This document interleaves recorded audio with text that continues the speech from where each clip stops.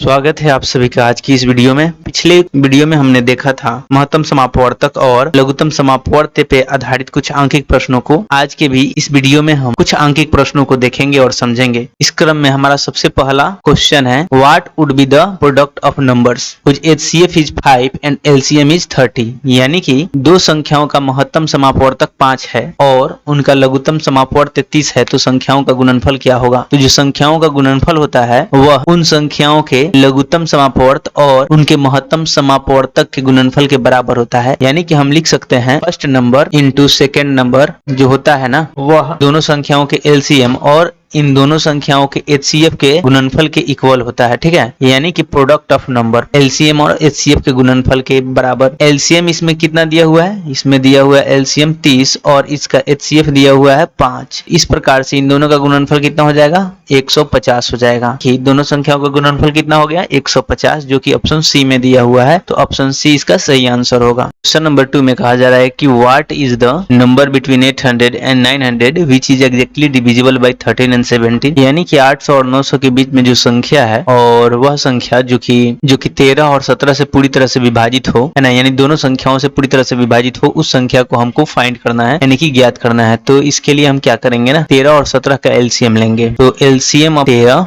और 17 का जो होगा, चूंकि ये दोनों के दोनों क्या कौन सा संख्या है, ये दोनों है आपका प्राइम नंबर, तो यानी कि अभाज्य संख्या, तो इन दोनों का मल्टीप्लाई हो जाएगा यहाँ पे। तो यहाँ से इसका जो मान निकलेगा 13 इंटू 17, ये हो जाएगा आपका 221। इसका LCM हो गया 221। अब देखते हैं हम 221 का मल्टीपल यानी कि गुणज 800 और 900 के बीच में कौन सा संख्या पड़ रहा है। तो हम क्या करेंगे, यहाँ पे 221 को अगर हम 2 से मल्टीप्लाई करते हैं तो इसका रिजल्ट कितना होगा, 442 होगा। ठीक है ना, जो कि 800 और 900 के बीच में नहीं है। फिर 221 को हम जब 3 से मल्टीप्लाई करते हैं तो ये आएगा 663, यानी कि 663। ये भी 800 और 900 के बीच में नहीं है। अब फिर क्या करते हैं, 221 का मल्टीप्लाई अगर हम 4 से करते हैं तो ये कितना हो जाएगा, ये 884 आएगा, 884, जो कि 800 और 900 के बीच में पड़ रहा है। ठीक है, 800 और 900 के बीच में पड़ने वाला और 13 और 17 से डिवाइड होने वाला वो संख्या कौन है, 884 है, जो कि ऑप्शन सी में है। इस प्रकार से ऑप्शन सी इसका सही आंसर होगा। हमारे पास नेक्स्ट क्वेश्चन है, find the least number which when divided by 8, 12 and 16 always leaves remainder 4। यानी कि हमको सबसे छोटी संख्या ज्ञात करना है जिसमें 8, 12, 16 से भाग देने पर हर हालत में शेष 4 बचता है। तो उस संख्या को ज्ञात करने के लिए हमें सबसे पहले 8, 12, 16 का LCM फाइंड करना पड़ेगा। तो जैसा कि हम सब जानते हैं कि 8, 12, 16 का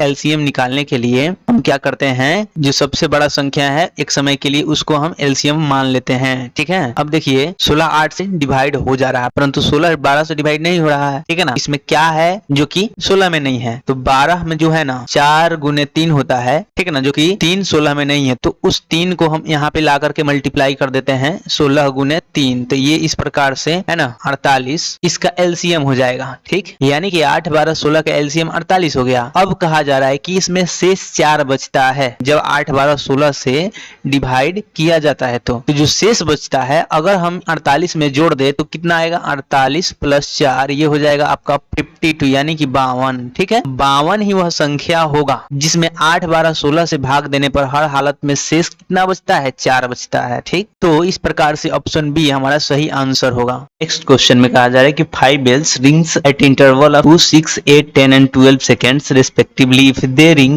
at 9 AM, after at what time will they ring together at next time? यानी कि 5 घंटियां हैं जो कि क्रमशः 2, 6, 8, 10 और 12 सेकंड के अंतराल पे बजती है। एक बार 9 बजे एक साथ बजने के बाद वे कितनी देर के बाद एक साथ पुनः बजेगी। यानी कि 5 घंटियां हैं। पहली वाली घंटी 2 सेकंड के अंतराल पे बजती है, दूसरी वाली घंटी 6 सेकंड के अंतराल पे बजती है, तीसरी वाली घंटी 8 सेकंड के, और चौथी वाली घंटी 10 सेकंड के अंतराल, और 5वीं घंटी 12 सेकंड के अंतराल पे बजती है। ठीक है ना, तो वह एक साथ सेकंड के अंतराल पे बजेगी। ये ज्ञात करने के लिए हमें इन सब का LCM लेना पड़ेगा। ठीक है ना, तो चलिए अब हम इसका LCM भाग विधि द्वारा ज्ञात करते हैं। यहाँ पे 2, 6, 8, 10 लिख लेते हैं और 12। अगर हम इसको 2 से डिवाइड करते हैं तो यहाँ पे 1 होगा, यहाँ पे 3 होगा, यहाँ पे 4 हो जाएगा, यहाँ पे 5 हो जाएगा, यहाँ पे 6 हो जाएगा। पुनः 2 से अगर हम इसको डिवाइड करते हैं तो ये हो जाएगा 2, ये हो जाएगा 5 और ये होगा 3। अब 3 से हम इसको डिवाइड करते हैं। यहाँ पे 1, यहाँ पे 1, यहाँ पे 2, यहाँ पे 5 और यहाँ पे 1। इसके आगे हम इसको मल्टीप्लाई कर देते हैं, तो ये हो जाएगा 2 इंटू 2 इंटू 3 इंटू 2 इंटू 5। तो 2 दूनी 4, 4 3 12, अब 12 दहिया 120 सेकेंड के अंतराल पे, यानी कि एलसीएम 120 है, यानी कि 120 सेकेंड के अंतराल पे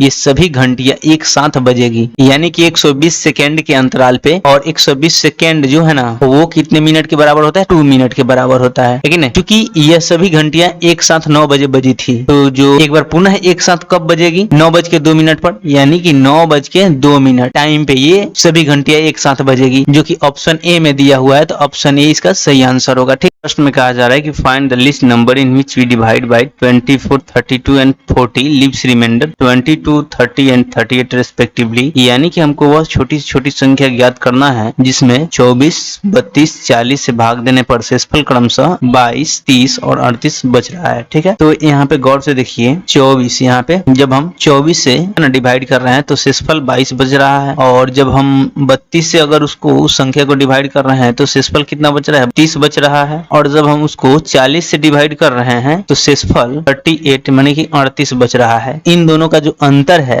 वह 2 है, इसका भी अंतर 2 है, इसका भी अंतर 2 है और इसका भी अंतर 2 है। तो हम क्या करेंगे? सबसे पहले हम 24, 32 और 40 का एलसीएम निकाल लेंगे, यानी एलसीएम ही वह सबसे छोटा संख्या होगा जो इन तीनों संख्याओं से विभाजित हो जाएगा। तो इसके लिए हम चलिए भाग विधि द्वारा इसका एलसीएम निकालते हैं। यहाँ पे लिख देंगे 24, 32 और यहाँ पे 40। ठीक है, इसको 2 से डिवाइड करेंगे तो यहाँ पे बचेगा 12, यहाँ पे 16, यहाँ पे 20। फिर इसको हम 2 से, यहाँ 6, यहाँ पे 8, यहाँ पे 10, 2 से तो यहाँ पे 3, यहाँ पे 4 और यहाँ पे 5। अब कोई डिवाइड नहीं होने वाला तो इसको हम मल्टीप्लाई कर देते हैं, 2 into 2 into 2 into 3 into 4 into 5। तो यहाँ पे ये कितना हो जाएगा? 2 दूनी 4, 4 दूनी 8, 8 3 24, और 24 में जब हम 20 से गुना करेंगे, पंचों का 20 है ना, तो ये 480 हो जाता है। ठीक है, यानी कि एलसीएम 480 आया। अर्थात जब हम 480 में 24 से भाग दें, 32 से भाग दें, 40 से भाग दें तो ये पूरी तरह से विभाजित हो जाएगा। ठीक है,